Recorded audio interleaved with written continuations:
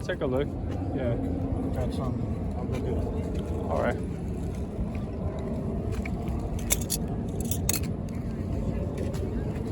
Are all your patches different prices? No, I'll do $4 a piece. $4 a piece? Okay.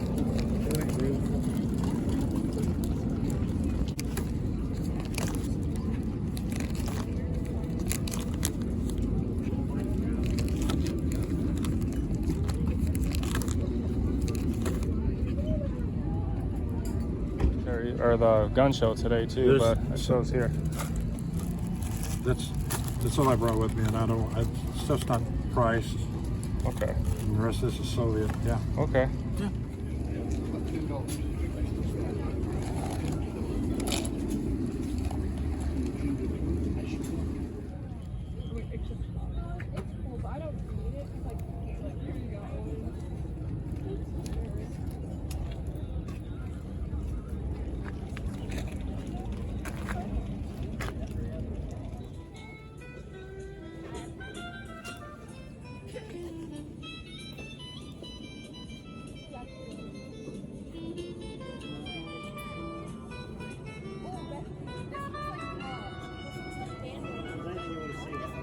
Thanks, sir.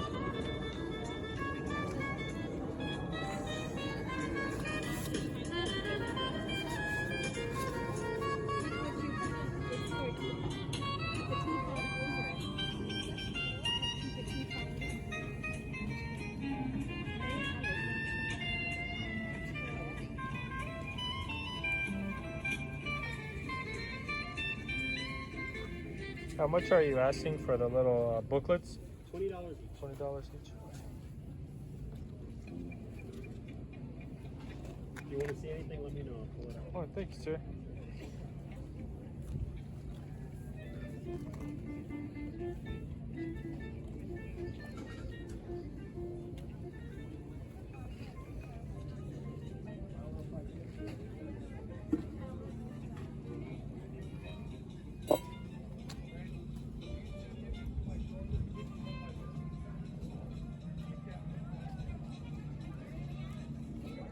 Okay, we're back from the flea market. All you war collectors out there, I bought a couple of really nice relics, including a rare pocket knife from World War II. Let me show you what I bought, and we'll talk about the history behind it a little bit. So the first item I bought was very unexpected. I wasn't expecting to buy basically a toy from World War II. This is a 1940s hand dexterity game from World War II era. The outer edge of the box is made out of like a tin metal, and the back is made out of wood. But yeah, I bought it I talked them down from $35 to $20. And I really like these games because they always have like a really funny or colorful looking graphics on them. And that's exactly what this has. You can see a Japanese plane right there. It's supposed to be crashing. And then it says trap a sap. I'm surprised it doesn't say Jap, but yeah, it says sap instead of Jap. And then it's got a tank down there with some US soldiers. And then you got like a battleship right there with some cannons pointing upwards. And then right here are, I think these are supposed to be either bombs or they're supposed to be like Japanese prisoners of war or something like that, because there's this little fence right here that almost looks like a type of honestly kind of like an internment camp or prisoner of war camp. And you're supposed to get these little beads, these little capsules inside of there. That's the objective of the game. But the cool thing about these hand dexterity games is they really just sum up like the 1940s World War II era home front for children.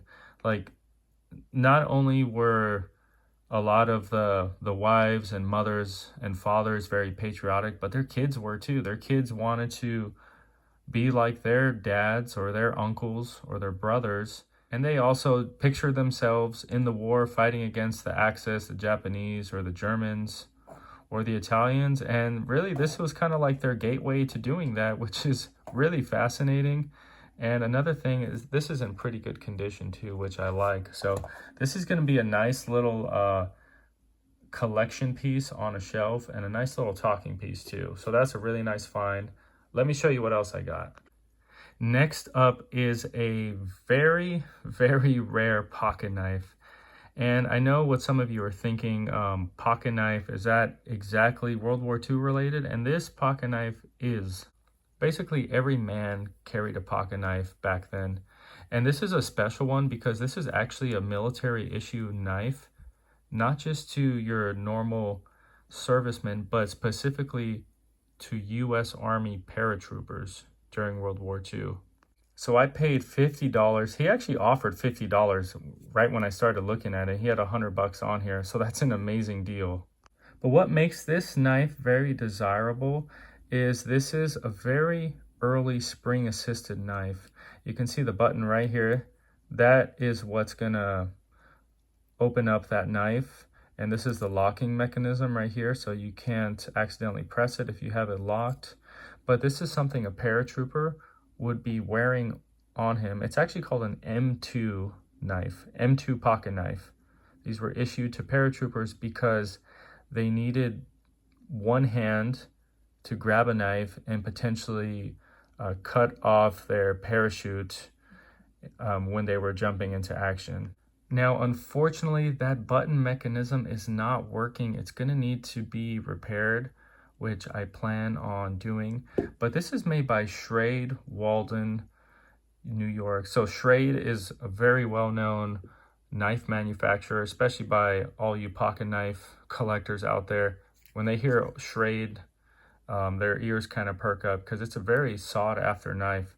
$50 was a very modest price for this knife. In running condition, they go for a few $100s certainly. But I don't think you guys can see it because it's kind of dark inside the knife, but I actually think the spring is broken off. So there must be some way to repair this.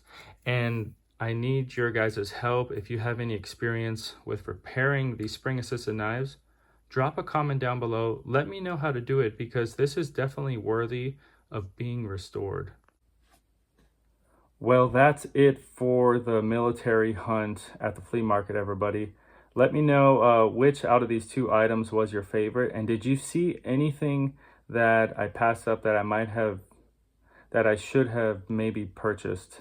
Let me know down below. This is definitely my favorite find of the day, especially being so rare. I hope you guys enjoyed the video. Please like, comment, and subscribe to help me keep doing this type of militaria content. Take care, everybody. Peace.